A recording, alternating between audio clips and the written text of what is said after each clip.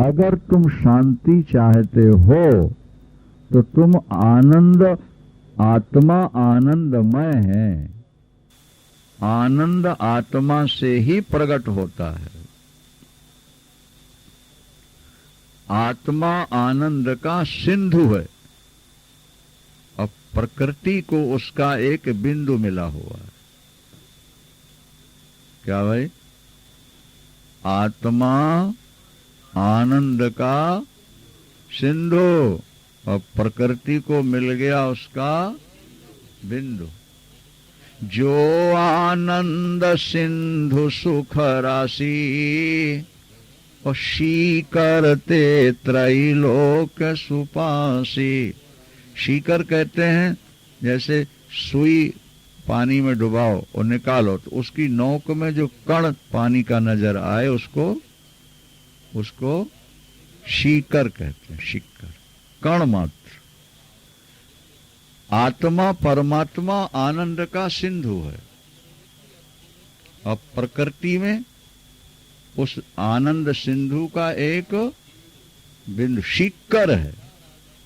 पद पदार्थों में जो आनंद मिल रहा है वो पदार्थों का नहीं है, वो भी परमात्मा का, आत्मा का ही आनंद है, लेकिन अज्ञान के कारण वो परमात्मा पदार्थों से भासता है। इस पदार्थ से हमको आनंद मिल रहा है। वास्तव में देखा जाए तो अपना आनंद ही अपने को मिलता है, दूसरे का आनंद अपने को कभी नहीं मिलता। दृष्टांत से समझोगे बात को? समझ लो। एक भूखा कुत्ता और सूखी हड्डी चबाता है, क्या सोचकर? हड्डी के अंदर रक्त भरा है, दबाने से, दांतों से जब मैं जोर से दबाऊंगा तो वो रक्त तो बाहर निकल आए, नहीं? और जब दबाता है तो हड्डियों के कण उसके मसूड़ों में चुभ जाते हैं। मसूड़ों का ही रक्त निकल के हड्डी में ऊपर लग जाता है। मुंह हटा के कुत्ता देखता है, सोचता है जो मैंने हड्डी दबाई चबाई, अंदर छुपा हुआ रक्त तो बाहर आ गया, वो चाटता है। भूखा कुत्ता सूखी हड्डी चबाता है, मसूड़ों का रक्त हड्डी में लगता है, उसको वो चाटता है। क्या सोचकर? बोलो, ये रक्त कहाँ का है? हड्डी का, ऐसा मानता है, लेकिन है कहाँ का? मसूड़ों का है, अपना ही। तुलसीदास जी ने लिखा ना, अस्थि पुरातन। अस्थि पुरानी हड्डी, सूखी हड्डी। अस्थि पुरातन क्षुधित श्वान, भूखा कुत्ता। अस्थि पुरातन क्षुधित श्वान, ज्यों भारी मुंह पकड़े। ज्यों भारी मुंह पकड़े तो निज तालुगत रुधिर पान कर, त्यों मन मोद भरे, मेरो मन हरिजू हठ नत। अपना आनंद ही अपने को मिलता है, भ्रम यह है कि दूसरों से मिल रहा है। अच्छा देखो, किसी की सुंदरता देख के आनंद आता है ना अपने को। अपने को ऐसा लगता है कि इसकी सुंदरता देखी इसलिए आनंद मिला, नहीं। पर शास्त्र ये कहते हैं कि अगर आंख न हो और सूरदास के सामने परम सुंदरी खड़ी हो तो सूरदास जी को आनंद मिलेगा कि नहीं मिलेगा? हाँ, क्यों नहीं मिलता फिर? हाँ, तो अपनी आंख से ही अपना आनंद मिला ना। दूसरे की आंख से, दूसरे के रूप से अपने को आनंद कहां मिलेगा? किसी का शब्द कान में टकराया, बहुत अच्छा लगा, लेकिन अपने कान के पर्दे ही ना हो तो कोई कितने मधुर गा रहा हो, अपने को आनंद मिलेगा?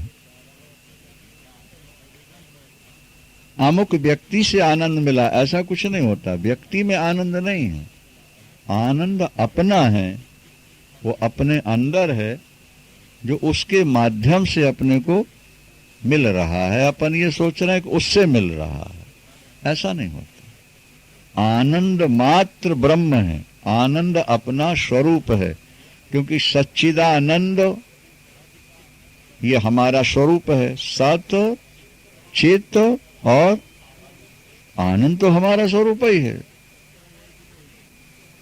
आनंद तो हमारा स्वरूप ही है, बस हम भूल गए। एक व्यक्ति रात में 56 प्रकार का भोजन करते, अन्नकूट था, 56 प्रकार के व्यंजन का भोजन करते हैं। कुछ बचा है तो घर में भी रखा है, लेकिन उनको स्वप्न आ गया कि हम कहीं गए हैं और हमको भूख लगी है और खाने को नहीं मिल रहा। अब वो भोजन ढूंढ रहे हैं, छटपटा रहे हैं। ये जो उनका छटपटाना है भूख से, ये वास्तविक है कि भ्रम है? क्योंकि पेट तो भर के ही सोए हैं और अभी 15 मिनट हुआ है आंख लगे हुए, और घर में भी भरा पड़ा है, लेकिन भूख और अन्न के अभाव का दृश्य दिखाई दे रहा है।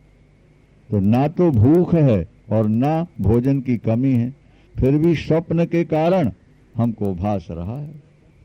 तो जैसे स्वप्न में न होने वाली घटना दिखाई देती है, इसी तरह अज्ञान अवस्था में न होने वाले दृश्य भी हमको दिखाई देते हैं।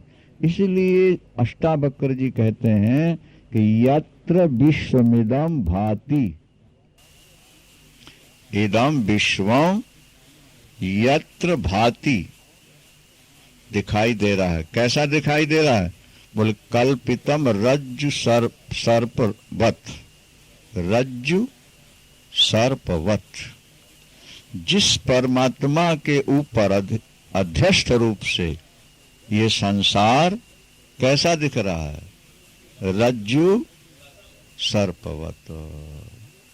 अधिष्ठान जहां का तहां है, वो ज्यों का त्यों है, रस्सी में कोई विकृति नहीं आती है। क्या? बस वो अंधकार के कारण रस्सी में सर्प की भ्रांति हो गई। इसी तरह जनक, तुमको भी शुद्ध चेतन तत्व पर आत्मा में ये जगत की भ्रांति हो गई है। तुम शुद्ध चेतन तत्व में इस जगत को देख रहे हो। ये इसी तरह मिथ्या है जैसे रस्सी में सर्प मिथ्या है। लेकिन उसका बोध कब हुआ? बोले बोध तब हुआ जब प्रकाश आया। तो आपकी बुद्धि में प्रकाश आना चाहिए। प्रकाश कब आएगा? जब आप साधन चतुष्टय संपन्न हो जाओगे। ये पहली शर्त। भाई जिसने इंग्लिश पढ़ने में श्रम नहीं किया, उसको इंग्लिश के शब्दों का बोध कैसे होगा? जिसने कभी अंतर यात्रा की नहीं, अंतर खोज की नहीं, उसको अंतर जगत का बोध कैसे होगा?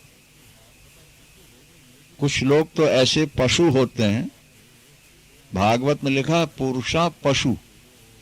कुछ लोग पुरुष के रूप में, जैसे पशु रात्रि के बाद आंख खुलते ही अपने भोजन के लिए दौड़ पड़ते हैं और खाए पिए सो जाते हैं, जुगाली करते हैं, पागुर करते हैं, सो जाते हैं, और सुबह उठे और फिर खाने के लिए दौड़ पड़ते हैं। खाते हैं और भोगते हैं, बाल बच्चे पैदा करते हैं। तो कुछ मनुष्य भी ऐसे हैं जिनका जीवन शुद्ध पशुओं जैसा होता है। सुबह से उठे और पैसा कमाने के लिए दौड़े, और दौड़ते दौड़ते छल कपट बेईमानी कैसे भी तो पैसा कमाया नहीं, वस्तुओं का संग्रह किया, भोग भोगे, बच्चे पैदा किए, उनका पालन पोषण किया और अंत में मर गए, छुट्टी हो गई। ऐसे मनुष्यों को शास्त्रों ने कहा ये पशु है। सच्चिदानंद भगवान की। अष्टावक्र जी कहते हैं कि तुम बोध रूप हो। जनक, तुम ज्ञानी नहीं हो बल्कि ज्ञान स्वरूप हो। ज्ञानी और ज्ञान में थोड़ा अंतर होता है भाई, समझ में आ रहा है कि नहीं? जिस व्यक्ति में ज्ञान आ जाए उसको ज्ञानी कहते हैं। तो ज्ञान और व्यक्ति दो हो गए ना, ज्ञानी। जैसे कहा गया धनवान, तो जिसके पास धन आया उसको धनवान कहा। तो एक तो धन हुआ और दूसरा धन वाला हुआ, दो हो गए ना। इसी तरह जब हम किसी को ज्ञानी कहते हैं, किसी को विद्वान कहते हैं, तो वो दो होते हैं, एक विद्या और दूसरे जिसके पास आई है वो व्यक्ति, दोनों मिलके हुए विद्वान। ज्ञान जिसे प्राप्त हुआ उसको कहा ज्ञानी।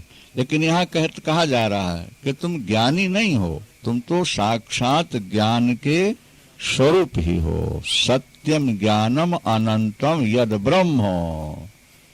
सत्यम ज्ञानम अनंतम, अनंत ज्ञान तुम्हारा स्वरूप ही है। वैसे पानी मीठा है तो पानी और चीनी दो हो गए, लेकिन केवल हम चीनी मिश्री चूस रहे हैं, उसमें दो नहीं है, वो तो बोलो भाई एक का ही है। तो तुम ज्ञानी नहीं हो जनक, तुम तो ज्ञान के मूर्त रूप हो, साक्षात स्वरूप ही हो। तुम्हारे अंदर जो एक भ्रांति हो गई है, इस भ्रांति को निकाल दो। नहीं, भ्रांति बड़ा दुख देती है महाराज। एक महिला ने अपने बेटे का श्रृंगार किया, नहलाया धुलाया, कपड़े पहनाए, नहीं, और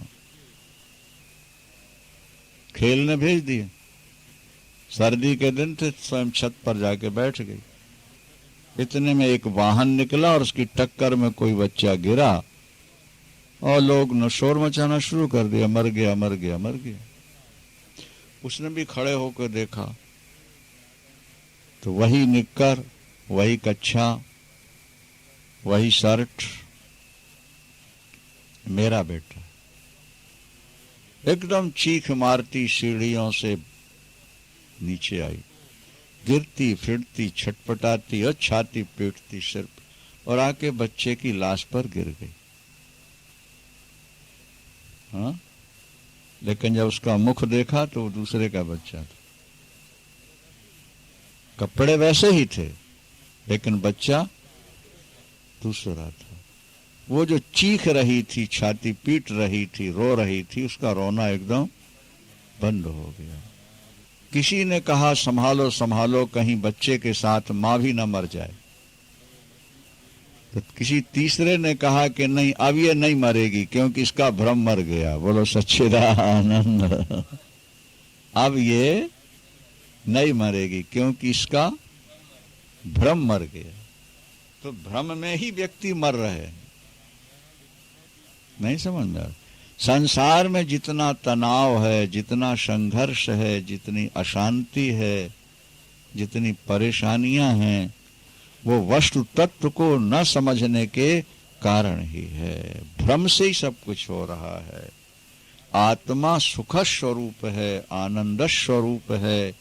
एक बार इसका बोध हो जाना चाहिए। बुद्धि इस बात को स्वीकार कर ले कि आत्मा में आनंद है और सुषुप्ति उसका अंतिम प्रमाण है। क्योंकि गहरी नींद में पदार्थ नहीं है, भोग नहीं है, पर आनंद है। गहरी नींद में ना भोग है ना पदार्थ है, लेकिन आनंद है। इससे सिद्ध हो गया कि आत्मा में आनंद है। यदि आत्मा हमारी दुखी होती तो निद्रा काल में भोगों को छोड़कर क्या हम दुखी हो गए होते। पर गहरी नींद में हर व्यक्ति को आनंद का अनुभव होता है। इसलिए व्यक्ति सब कुछ छोड़कर तो रह सकता है, पर निद्रा छोड़कर नहीं रह सकता। निद्रा में आत्मा का आनंद प्रकट होता है। जागृत में निद्रा का आनंद छुप जाता है। जागृत अवस्था में भी जब समाधि लग जाए या प्रिय मिल जाए तो थोड़े समय के लिए आत्मा का आनंद प्रकट होता है। प्रिय के मिलने से आत्मा का आनंद प्रकट होता है। जब हमारा मन हमारे पास होता है, हम दृष्टांत में अनेक बार समझा चुके हैं कि एक व्यक्ति जो 6 महीने से बाहर गया था, आज वो घर आ रहा है नहीं, अपनी प्रियतमा से मिलने के बड़े बड़े भाव लेकर के आ रहा है, युवावस्था है। घर आया और पत्नी को देखा और देखते ही उसको गले लगा लिया, लेकिन पत्नी को उससे कोई आनंद नहीं मिला।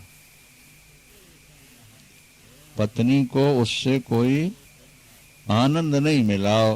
पति ने गले लगाया, वो फिर भी नीचे सिर किए आंसू टपका रही थी। पति ने पूछा कारण क्या है, तो रो कर कहती है मेरा जवान भाई मारा गया। क्या 6 महीने बाद पति आया है, पति ने उसको गले लगाया है, फिर भी उसको आनंद नहीं मिला। क्यों नहीं मिला? क्योंकि उसका मन जो है वो भाई के साथ जुड़ा हुआ है, भाई के वियोग में दुखी है। इसलिए पति के मिलने पर भी उसको आनंद। हमारा मन जब संसार से जुड़ा होता है तो अंदर का आनंद छुपा रहता है। क्या समझे? और संसार के में जब कोई अच्छी वस्तु मिल जाती है जिसको हम चाहते हैं, तो फिर वो हमारे अंदर का आनंद प्रकट होता है। लगता यह है कि उससे मिल रहा है, लेकिन वो होता अपना ही आनंद है। एक आपने छुई मुई जड़ी बूटी देखी होगी, छुई मुई बोलते हैं उसको, देखिए? नहीं देखी? वो झाड़ होता है, उसको जरा छू दो सारे पत्ते उसके सिकुड़ जाते। देखा? हमने बहुत देखा। एक छुई मुई करके झाड़ होता है, उसके पत्ते यूं छुओ, पूरे पत्ते, जैसे एक तरह का कीड़ा भी देखा उसको छू दो तो वो ऐसा लेट जाएगा जैसे मर गया हो, शून्य हो जाता है चुप होकर। और थोड़ी देर उसको न छुओ तो चलना शुरू कर रहे, जरा छू दो फिर डेड बॉडी की तरह वो लेट जाता है। बड़ा चतुर है, वो सोचता है कि मरे हुए का अभिनय करूंगा तो मारेंगे नहीं लोग मेरे को। तो छुई मुई जो जड़ी होती है महाराज, उसको तुमने छुआ और पत्ते उसके सिकुड़ गए, और कुछ समय तक नहीं छुआ, खिल गए। फिर ठोकर लगी, फिर सिकुड़ गए। फिर थोड़ी देर बाद उसके अंदर आत्मा स्पष्ट नजर आती।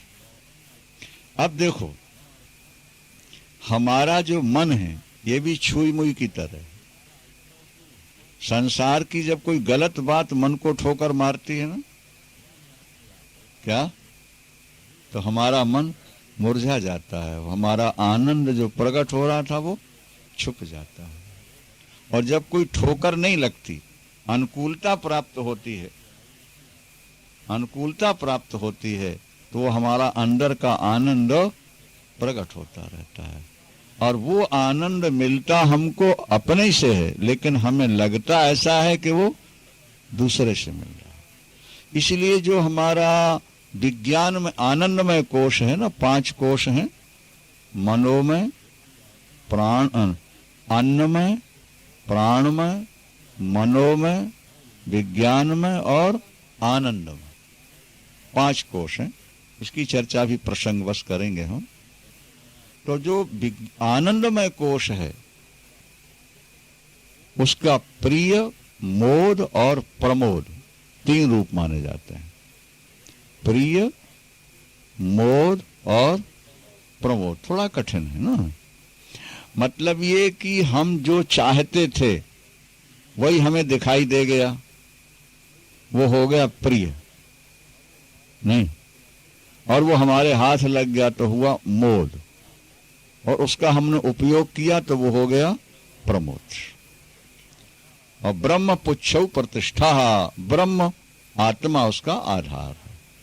तो अनुकूलता में हमारे अंदर का आनंद प्रकट होता है और प्रतिकूलता में हमारा आनंद छुप जाता है। हमें ऐसा लगता है कि हमारे शत्रु ने हमको दुख दिया।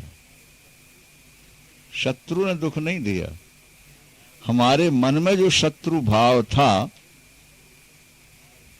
नहीं, शत्रु को देखते ही मन में वो भाव जागृत हुआ, मन नर्वस हो गया, और मन जब नर्वस हुआ तो हमारे अंदर का जो सहज आनंद आ रहा था वो छुप गया। और जब हमें कोई प्रिय दिखाई दिया तो मन नर्वस नहीं हुआ, और ज्यादा खिल गया। जिन्हें हम चाहते थे वो हमको मिल गए तो हमारा आनंद और ज्यादा प्रकट हुआ। और उस व्यक्ति से हम मिले और मिलकर हमने कहा आज आपके मिलने से हमको बड़ा आनंद आया। तो आनंद उस व्यक्ति का नहीं है, आनंद हमारे अंदर का है। अनुकूलता के कारण वो ज्यादा प्रस्फुटित हुआ और उसका हमें अनुभव हुआ। समझ में आ रही बात? नहीं, भौतिकवादी और अध्यात्मवादी, यही थोड़ी सी विभाजक रेखा है। देखो, भौतिकवादी जब पदार्थों से आनंद लेता है ना, तो अपने आनंद का कारण पदार्थ को मानता है कि इससे आनंद मिला। नहीं समझे?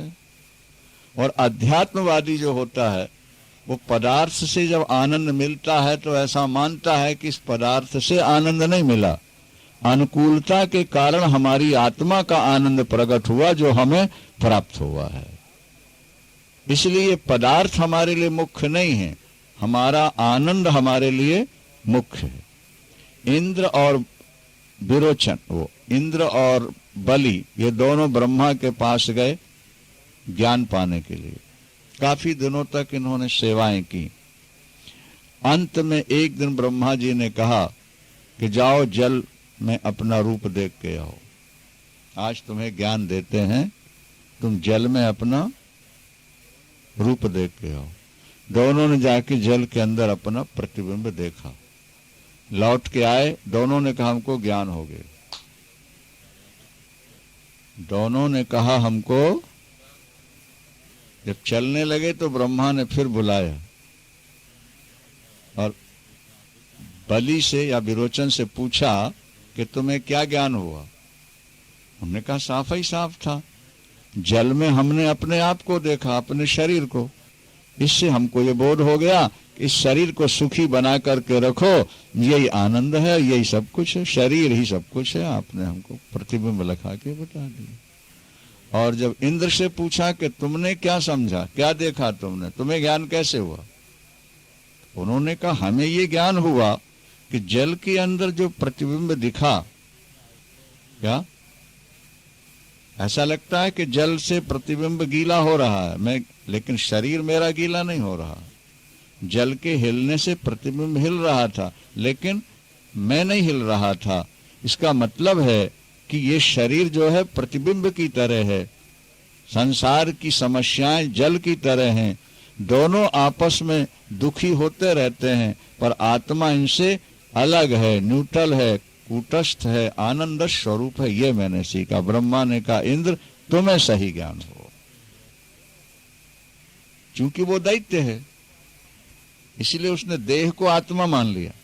जल में अपना प्रतिबिंब दिखा, उसने मान लिया कि बस अपने शरीर को ही सुखी बनाओ, यही ज्ञान है।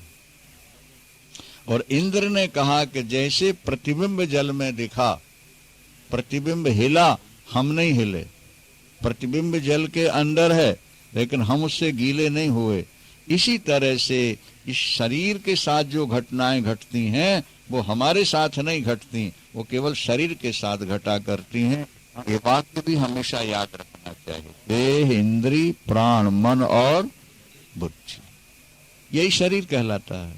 तो देह, इंद्रिय, प्राण, मन और बुद्धि से हम अलग हैं, हम इनके प्रकाशक हैं, हम इनके प्रकाशक हैं। क्रियाएं जो हो रही हैं वो देह, इंद्री, मन और बुद्धि के द्वारा हो रही हैं, उसका फल आत्मा तक नहीं। आत्मा तो आनंद स्वरूप ही है। ये जो दृढ़ बोध हो जाना है, इसी का नाम मुक्त अवस्था है, सिद्ध अवस्था है। इसलिए यहाँ पर अष्टावक्र जी ने कह दिया, यत्र विश्वमिदं भाति कल्पितम रज्जु सर्पवत आनंद परमानंदः सबोधस्त्वं सुखम चर। तुम बोध स्वरूप हो, तुम ज्ञान स्वरूप हो, तुम परमानंद स्वरूप हो, सुख से विचरण करो। देखो घर नहीं छोड़ना है, घर की आसक्ति छोड़ना है, कर्म नहीं छोड़ना है, कर्म फल की इच्छा छोड़ देनी है आपको। फिर ये संसार आपको सुंदर नजर आएगा। कहा जाता है कि अगर व्यक्ति थोड़ा सुखी है तो घर उसको सुख का केंद्र नजर आता है, और जब घर में दुख हो तो वो घर खाने को दौड़ता है। क्या किसी को बगीचे में घूमते हुए पुष्प नजर आते हैं तो किसी को वहां कांटे कांटे दिखाई देते हैं। ज्ञानी व्यक्ति मृत्यु के समय भी हंस रहा होता है, और अज्ञानी व्यक्ति जीते जी भी रो रहा होता है। ज्ञानी के पास कुछ भी ना हो फिर भी वो वाह वाह करता है, और अज्ञानी के पास सब कुछ हो फिर भी वो हाय हाय करता है। तो ये अज्ञान और ज्ञान का ही सारा प्रकरण है। अज्ञान को हम ज्ञान के द्वारा, बोध के द्वारा एक बार हटाकर अपने आनंद स्वरूप का हम अनुभव करें, बोध स्वरूप का अनुभव करें। ज्ञान तत्काल फल देता है। क्या? त्याग तत्काल फल देता है। त्यागात शांति रनंतरम। त्यागात शांति। जहां तुम्हारे मन में त्याग आया वहीं शांति का उदय हो जाएगा। कब होगा? बोले अनंतरम। अंतरम बिना, तत्काल। निद्रा में हम सबको त्याग देते हैं इसलिए शांति मिल जाती है। जागृत में हम सबको पकड़े रहते हैं इसलिए हम दुखी रहते हैं। जो हमारे नहीं हैं उनको हमने पकड़ रखा है, उनको हमने अपना मान रखा है, इसलिए हम दुखी हैं। अगला 11वां सूत्र और सुनिए, 1 मिनट।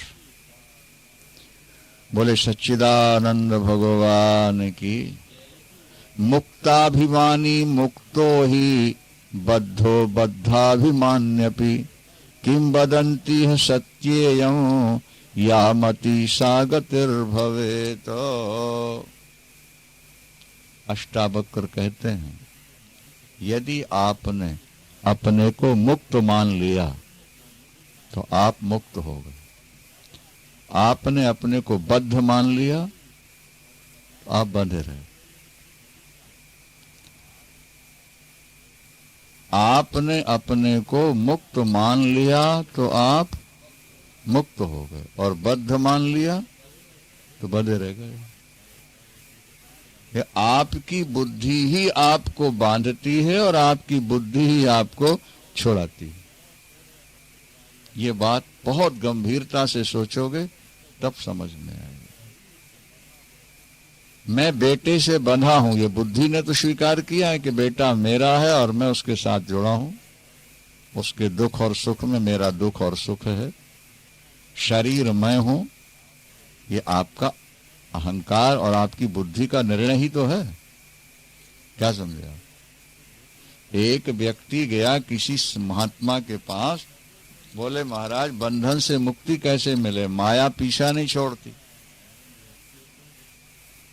तो उन्होंने कहा कि माया तो जड़ है और तुम चेतन हो, नहीं वो तुम्हें कैसे बांधेगी, तुम ही बंधे हो उससे। लेकिन ये बात समझ में नहीं आई इसको। अच्छा कल हमारे आश्रम में आना, फिर समाधान करेंगे, अब समय काफी हो गया है। दूसरे दिन वो साधक आश्रम में पहुंचा तो महात्मा जी ने अपने सेवक को खड़ा कर दिया था कि जब वो आए तो वहीं बैठा देना, और स्वयं एक पिल्लर पकड़ के दोनों हाथों से खड़े हो गए। खंबे होते ना, गोल पिल्लर अपने, इसको ऐसे पकड़ के दोनों हाथों से खड़े हो गए। वो आया और बैठ गया थोड़ी देर। थोड़ी देर बाद कहता, स्वामी जी आपने मुझे बुलाया था, मेरे प्रश्न का उत्तर देना था आपको। तो संत जी ने कहा भैया क्षमा करो, आज मैं आपको उत्तर नहीं दे सकता। क्यों? बोले खंभा मुझे छोड़ नहीं रहा है। सच्चिदानंद ये पिल्लर मुझे छोड़ दे तो मैं आपको उत्तर दूंगा। बोले स्वामी जी इतने बड़े विद्वान महात्मा होके आप कैसी बच्चों जैसी बात कर रहे हैं? पिल्लर ने आपको पकड़ा है कि आपने पिल्लर को पकड़ा हुआ है? बोले बेटा जैसे तुझे घर ने पकड़ा है इसी तरह मुझे पिल्लर ने पकड़ा है। घर किसी को पकड़ता है? घर किसी को बांधता है? घर किसी को याद करता है कि तुम उसे याद करते हो? बेटे के पत्नी आ गई, बच्चे हो गए, पोते हो गए, काम में लग गए, सब मौज में, वो अपने आनंद में रह रहे हैं।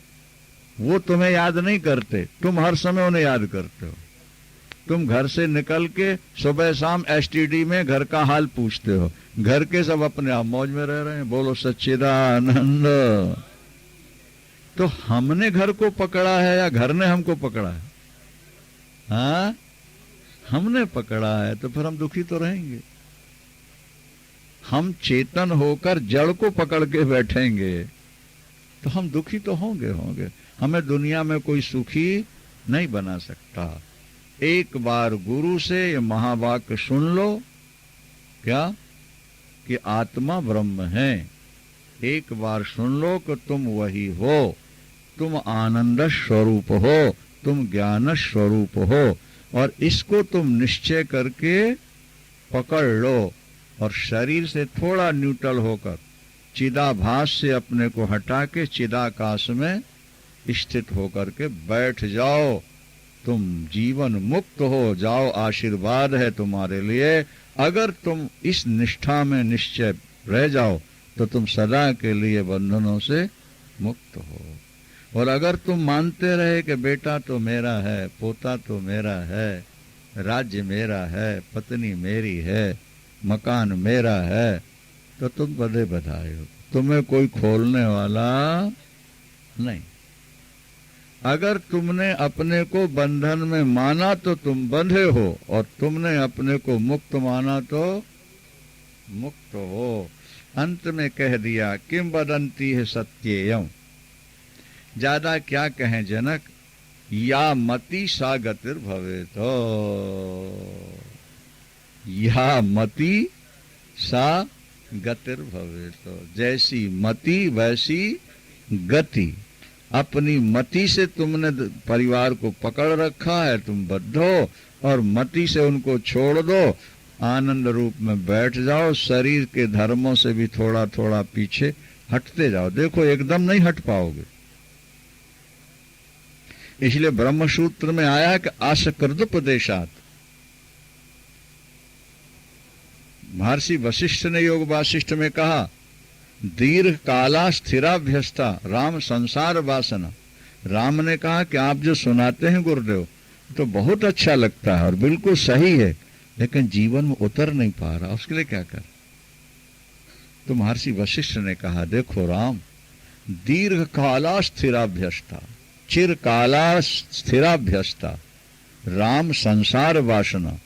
इस संसार की वासना और शरीर के प्रति मैंपना ये अनादिकाल से पीछे लगा है।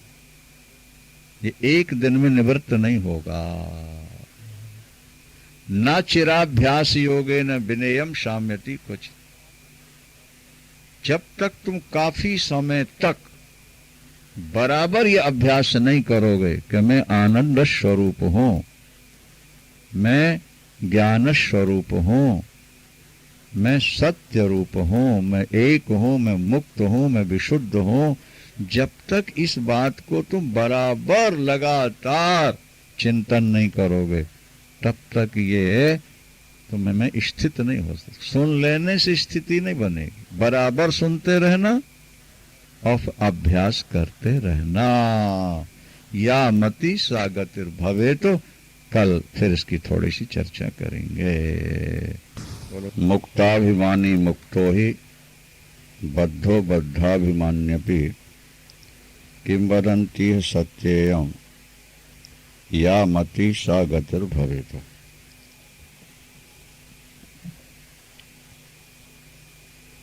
जिसने अपने को मुक्त मान लिया वो मुक्त है, और जो अपने को बद्ध मान रहा है वो बद्ध है। जो स्वप्न में फंसा हुआ है, सोया हुआ है, वो स्वप्न की घटनाओं से अपने आप को बंधा हुआ मान रहा है। और जब उसकी आंख खुल जाती है तो स्वप्न की घटनाओं से वो अपने आप को पृथक देखने लगता है, अलग देखने लगता है। जिन्हें स्वरूप का बोध हो जाता है वो अपने को मुक्त मान लेते हैं।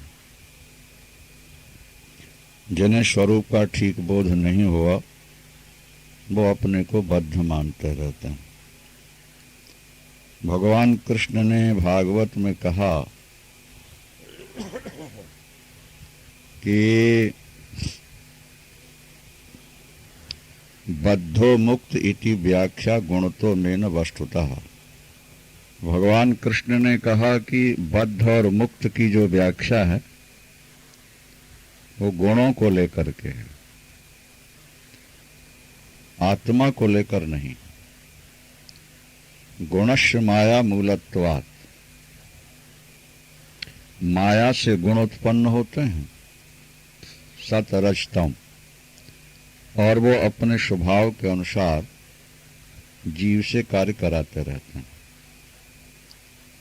आभास में ही सारी क्रियाएं होती रहती हैं। आत्मा सदा मुक्त ही है। भगवान कृष्ण कहते हैं न मे मोक्षो न बंधन। क्या? न मे मोक्षो न बंधन। आत्मा को बंधन कभी हुआ ही नहीं, तो मोक्ष का प्रश्न ही नहीं है। केवल भ्रम है। भ्रम की निवृत्ति हो जाए बस जीव तो मुक्त है ही है। मैं जीव हूं, मैं संसारी हूं, मैं पापी या पुण्यात्मा हूं, मैं परिवार की समस्याओं से जकड़ा हुआ हूं, वो बद्ध है। और जिसने इतना बोध प्राप्त कर लिया गुरुओं से कि आत्मा निर्विकार है, निराकार है, निरंजन है, क्या पाप पुण्य से हटकर है और मैं वही हूं, इसीलिए मेरे में न पाप है न पुण्य है, न दुख है न सुख है, न जीवन है न मरण है। 6 धर्म हैं, जन्म और मृत्यु, भूख और प्यास, शोक और मोह। ये 6 धर्म शरीर के हैं। जन्म और मृत्यु शरीर की है। शरीर का जन्म हुआ, शरीर की मृत्यु हुई। भूख और प्यास ये प्राणों के धर्म। हमारे जो पंच प्राण हैं वही भोजन करते हैं और वही पानी पीते हैं। आत्मा को भूख नहीं लगती, ये ध्यान रखना। जो लोग समाधि में चले जाते हैं, वर्षों बैठे रहते हैं, वो न भोजन करते हैं, न जल पीते हैं, न श्वास लेते हैं, फिर भी जीवित रहते हैं। स्वामी जी के पास एक योगी आया था, उसने अक्टूबर के नवरात्रों में समाधि लगाई और मार्च चैत्र की नवरात्रि में खोली, बैठा रहा। जोधपुर के पास एक महिला अभी है, बांसवाड़ा के आसपास कहीं, या समाप्त हो गई।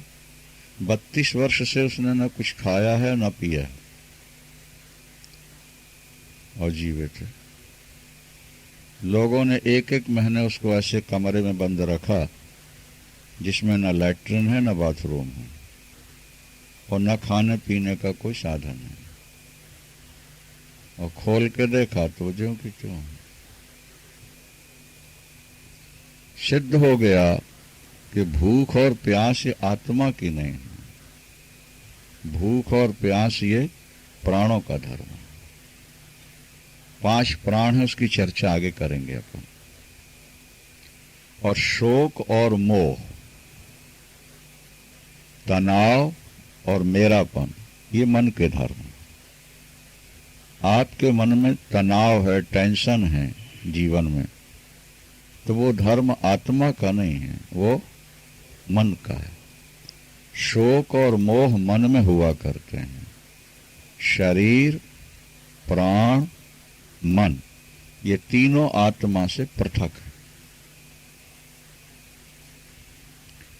आत्मा की सन्निधि से शरीर में, प्राणों में, मन में क्रिया होने लगती है। वो अपना अपना कार्य करने लगते हैं। उदाहरण के तौर पर ड्राइवर की सन्निधि में ड्राइवर के द्वारा स्टार्ट कर देने के बाद इंजन में गति आ जाती है, क्रिया प्रारंभ हो जाती है। अब ऑयल पानी ड्राइवर पी रहा है कि इंजन पी रहा है? हाँ, इंजन पी रहा है। और इंजन अगर निष्क्रिय है तो ना ऑयल की जरूरत है न पानी की जरूरत है। ड्राइवर ऑयल पानी नहीं ले रहा, ऑयल पानी तो इंजन की खुराक है। इसी तरह हमारे जो प्राण हैं वो इंजन की तरह है। जब श्वास चलती है, ये श्वास क्या है? प्राण ऑक्सीजन को, वायु को खींचते हैं और ऑक्सीजन को अंदर रख करके हवा को बाहर निकाल देते हैं।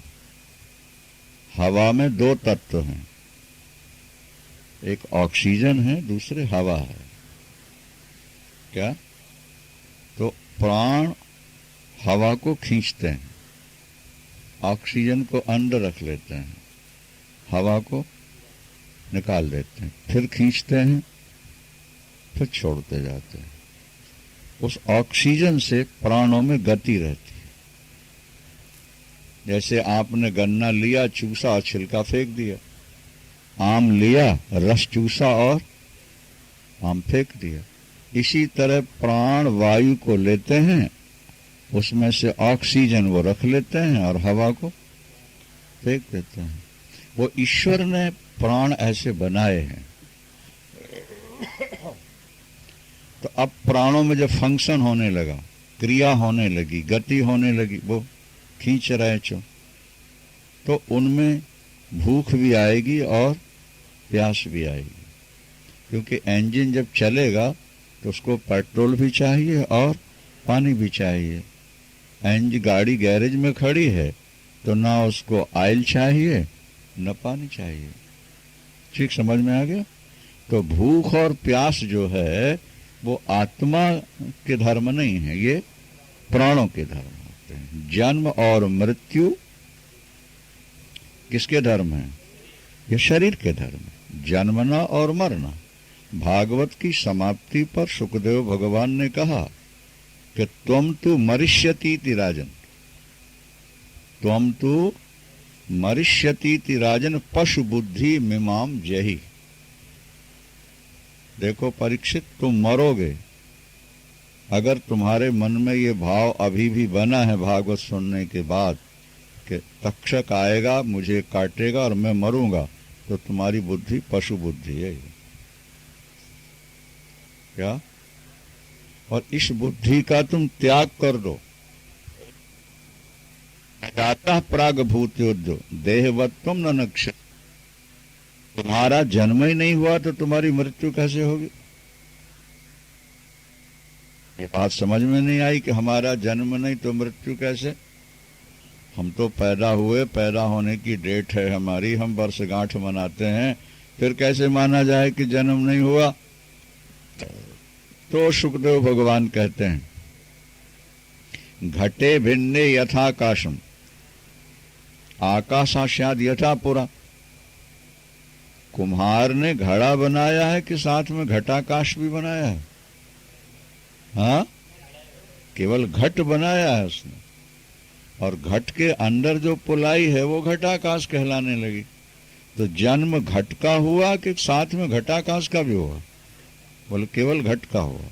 अब जब फूटेगा तो घट ही फूटेगा कि घट का आकाश भी मर जाएगा? केवल घट फूटेगा, घटत ध्वंस होगा। आकाश का न जन्म है न मृत्यु है। न जायते म्रियते व कदाचित नायम भूत्वा भविता वा न भूयः। तेरा कभी जन्म हुआ नहीं, तेरी कभी मृत्यु होगी नहीं, तू कभी हुआ नहीं, तू कभी आगे होगा नहीं, तू आज है, आजो अजन्मा। तेरा आज का अर्थ होता न जायती थी अजा, जिसका कभी जन्म न हो उसका नाम तो आजो नित्यः शाश्वतोऽयं पुराणो न हन्यते। हन्य माने शरीर, शरीर के नष्ट होने पर भी तू नष्ट नहीं होता। अगर तू ये मानेगा कि तक्षक काटने पर मैं मरूंगा तो ये तेरी पशु बुद्धि है, और भागवत सुनने की दक्षिणा यही है, मुझे दे दे। पशु बुद्धि मिमाम जही, इस पशु बुद्धि का तू त्याग कर दे, मुझको दे दे, मैं बहा दूंगा गंगा में। अहम ब्रह्म, क्या भावना करनी है? ये वैष्णव ग्रंथ भागवत में लिखा हुआ है, अहम ब्रह्म परम धाम ब्रह्मा परमम परम। ब्रह्मात्मैकत्व लक्षण। श्रीमद् भागवत के श्रवण का फल क्या है? बोले ब्रह्मात्मैकत्व लक्षण। क्या? ब्रह्म की एकता, ब्रह्म और आत्मा की एकता का बोध हो जाए, ये भागवत सुनने का फल है। क्या? श्रीमद् भागवत सुनने का फल क्या? ब्रह्मात्मैकत्व लक्षण।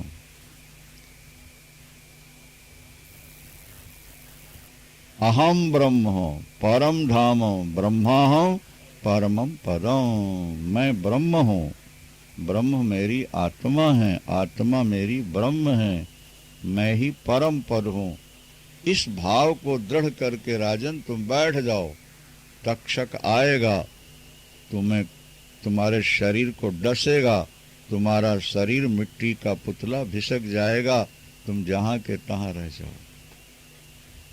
ये जो मूर्तियां ढालते हैं ना, वो पहले मिट्टी का सांचा बनाते हैं, डाई बनाते हैं बाबू, नहीं?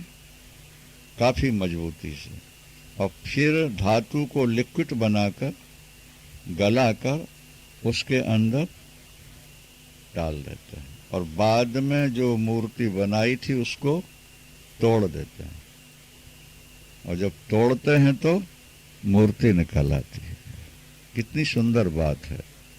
तो ये जो मिट्टी का पुतला है हमारा शरीर, नहीं, इसको बनाकर विधाता ने इसके अंदर सच्चिदानंद को भर दिया, इसके अंदर सच्चिदानंद को भर दिया, और उसके बाद ये शरीर रूपी कलेवर टूटा तो केवल शुद्ध सच्चिदानंद ब्रह्म ही शेष रह गया। सच्चिदानंद भगवान की। अगर आपको शांति चाहिए, अगर आप without tension peace of mind जीना चाहते हैं, तो आप वेदांत जरूर सुनिए, पढ़िए। क्या? भागवत में ये बात कही गई है। क्या? कि शोक और मोह की निवृत्ति आणविक शिक्षा शोक मोह। क्या? दंभम महद उपाशय। अगर तुम शोक और मोह से निवृत्त होना चाहते हो इसी समय, तो तुमको अध्यात्म पढ़ना और सुनना चाहिए, वेदांत पढ़ना सुनना चाहिए। 4 जगत माने गए हैं, वैसे 3 जगत की चर्चा अपन कर लें, चौथे की भी समझ लोगे तो अच्छी बात है। एक स्थूल जगत है जो बाहर है, पद और पदार्थ स्थूल कहलाते हैं, ये बाहर है। क्या? इनकी उपलब्धि के लिए कर्म की जरूरत है। ये वस्तुएं कर्म से प्राप्त होती हैं। इसलिए जो व्यक्ति बहिर्मुखी होते हैं, जिन्होंने अंतर जगत की कभी यात्रा नहीं की, क्या? वो कर्म के अधिकारी हैं। उनकी अपनी मान्यता है कि हम कर्म करेंगे तो कुछ हमें मिलेगा। उनके लिए निष्काम कर्म योग की बात कही गई। ये स्थूल भुक हैं, ये स्थूल पदार्थों में बाहरी जगत में ही भ्रमण करने वाले हैं। ये हो गया कर्म योग। और दूसरा है भाव योग। बाहर से अंदर आ जाओ, अंदर आकर अपने भगवान का ध्यान करो। भगवत ध्यान के लिए आपको कर्म की आवश्यकता नहीं है। क्या? हृदय में भाव बनाओ। त्वम भाव योग परिभावित हृत सरोजो आसे श्रुतेक्षित ननो नदनाथ पुंसाम यदि यद धियात उर्गाय विभावयंती तत्तद वपु प्रणय से सदनुग्रहाय। भागवतकार कहते हैं कि हे प्रभु, हे आनंद कंद परमानंद श्याम सुंदर मदन मोहन, आप भक्तों के भाव योग में, भाव योग से भावित होकर के आप भक्तों के हृदय में प्रकट होते हो। भक्त जिस भावना से आपका ध्यान करता है, आप उसी रूप में भक्तों के सामने प्रकट होते हो। तो एक हो गया कर्म योग। स्थूल पदार्थों की प्राप्ति होती है, बोलो, कर्म से। तो कर्म की जगह कर्म योगी होना चाहिए।